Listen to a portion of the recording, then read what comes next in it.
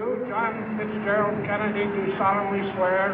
I, John Fitzgerald Kennedy, do solemnly swear. That you will faithfully execute the office of President of the United States. That I will faithfully execute the office of President of the United States. And will, to the best of your ability. And will, to the best of my ability. Preserve, protect, and defend the Constitution of the United States. Preserve, protect, and defend the Constitution of the United States. So help you God. So help me God.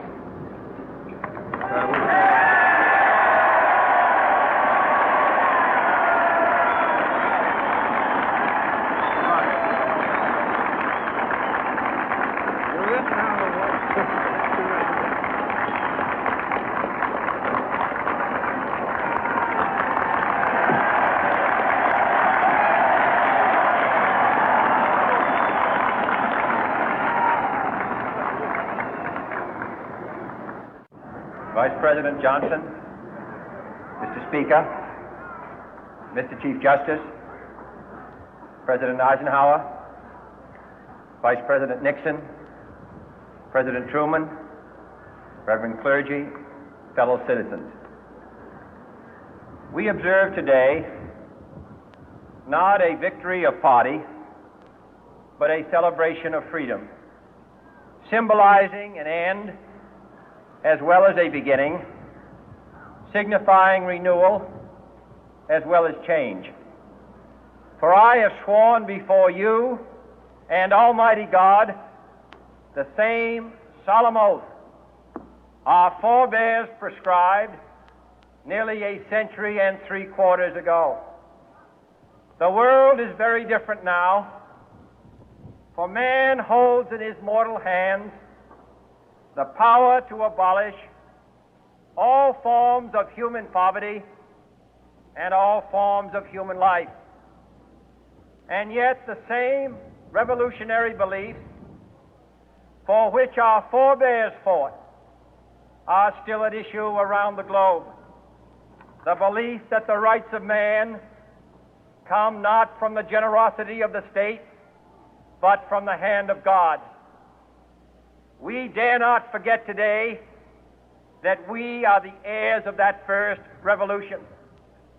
Let the word go forth from this time and place to friend and foe alike that the torch has been passed to a new generation of Americans born in this century, tempered by war, disciplined by a hard and bitter peace, proud of our ancient heritage, and unwilling to witness or permit the slow undoing of those human rights to which this nation has always been committed and to which we are committed today at home and around the world.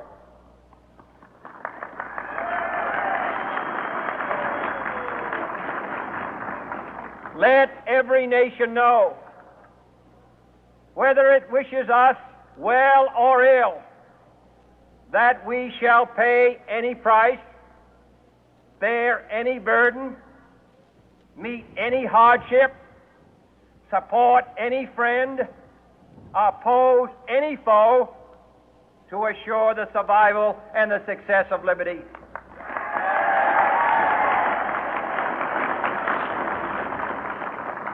This much we pledge and more. To those old allies whose cultural and spiritual origins we share, we pledge the loyalty of faithful friends. United, there is little we cannot do in a host of cooperative ventures. Divided, there is little we can do, for we dare not meet a powerful challenge at odds and split asunder. To those new states whom we welcome to the ranks of the free, we pledge our word that one form of colonial control shall not have passed away merely to be replaced by a far more iron tyranny. We shall not always expect to find them supporting our view, but we shall always hope to find them strongly supporting their own freedom, and to remember that in the past, those who foolishly sought power by riding the back of the tiger ended up inside.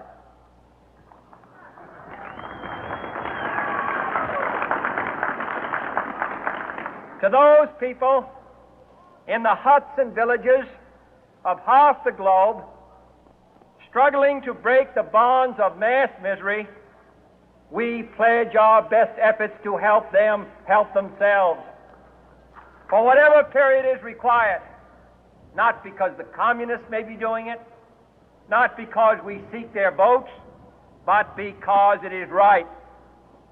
If a free society cannot help the many who are poor, it cannot save the few who are rich.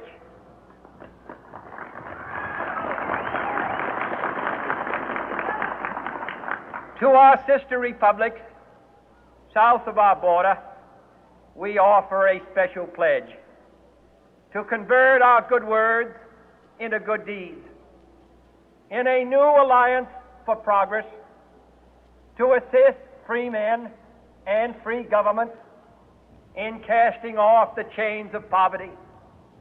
But this peaceful revolution of hope cannot become the prey of hostile powers. Let all our neighbors know that we shall join with them to oppose aggression or subversion anywhere in the Americas. And let every other power know that this hemisphere intends to remain the master of its own house.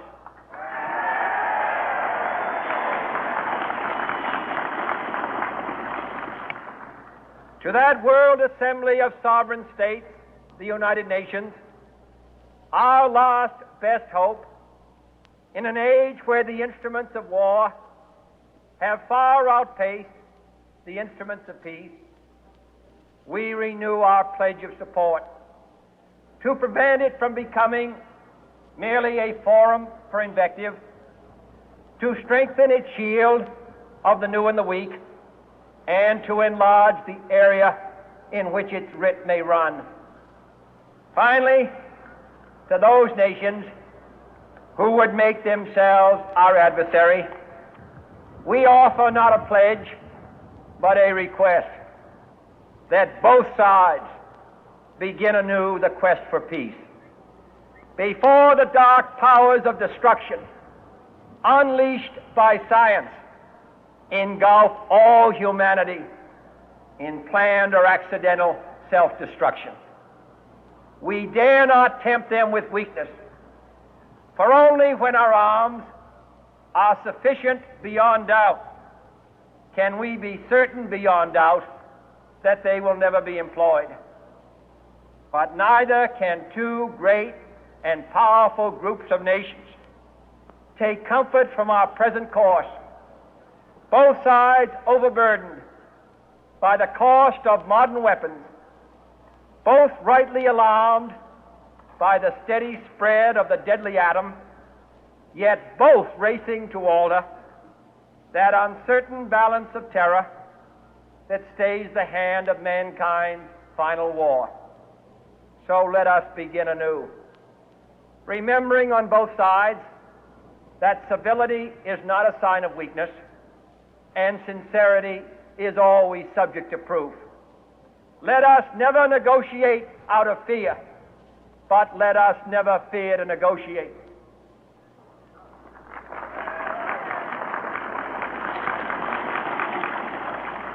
Let both sides explore what problems unite us, instead of belaboring those problems which divide us. Let both sides, for the first time, formulate serious and precise proposals for the inspection and control of arms, and bring the absolute power to destroy other nations under the absolute control of all nations.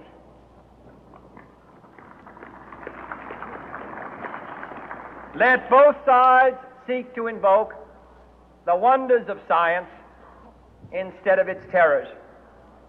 Together, let us explore the stars, conquer the deserts, eradicate disease, tap the ocean depths, and encourage the arts and commerce. Let both sides unite to heed in all corners of the earth the command of Isaiah to undo the heavy burden and let the oppressed go free.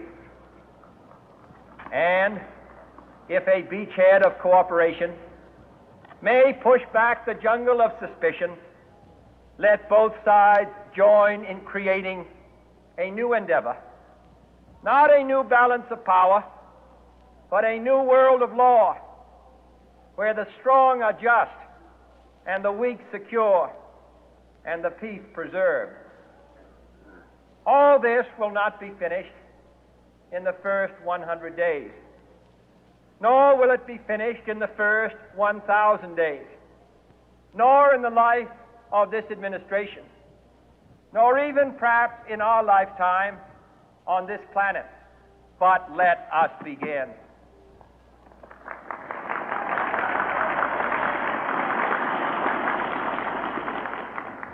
In your hands, my fellow citizens, more than mine, will rest the final success or failure of our course. Since this country was founded, each generation of Americans has been summoned to give testimony to its national loyalty. The graves of young Americans who answered the call to service surround the globe.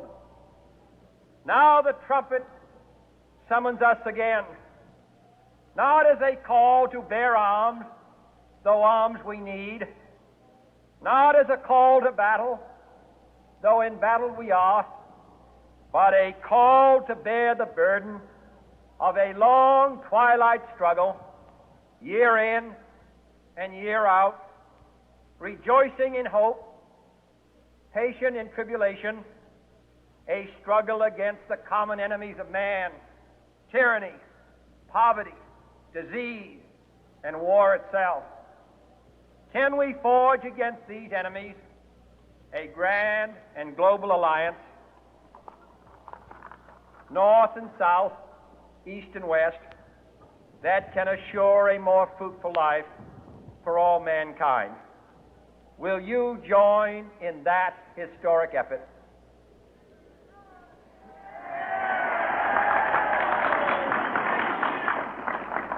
In the long history of the world, only a few generations have been granted the role of defending freedom in its hour of maximum danger. I do not shrink from this responsibility. I welcome it.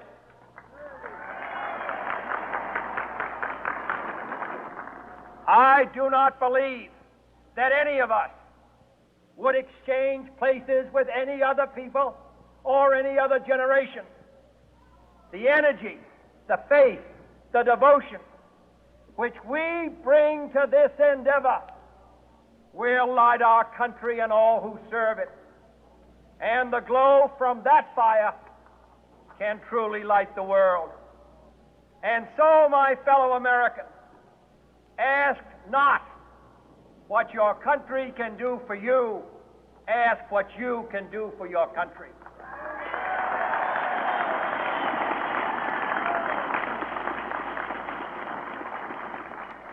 My fellow citizens of the world, ask not what America will do for you, but what together we can do for the freedom of man.